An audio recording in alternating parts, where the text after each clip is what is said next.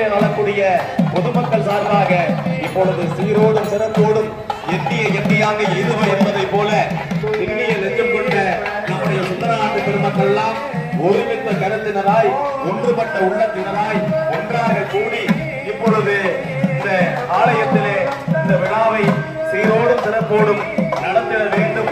அதிலே நம் சுந்தரேஸ்வர பெருமானை உள்ள குளிர்வித்திட செய்ய வேண்டும் என்பதற்காக நாம் எடுத்துக்கொண்ட முயற்சி ஈடேறக்கூடிய தருணம் இன்னும் சில மனிதர்களிலே நிகழ்ந்தே இருக்கிறது.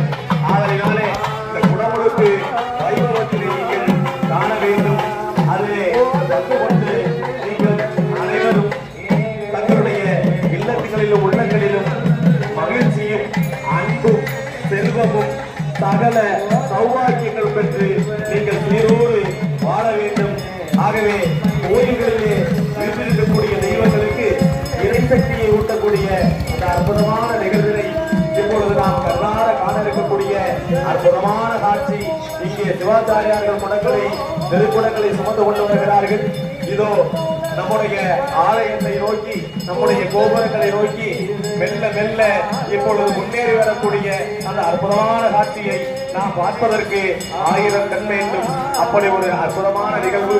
தேவலோகமோ சுந்தர வளநாடு வாழப்படக்கூடிய என்ற ஒரு தேவலோகமாக காட்சி தரக்கூடிய ஒரு நிலையிலே இங்கே பெருந்திரளான கூட்டம் குழுமி இருக்கிறது.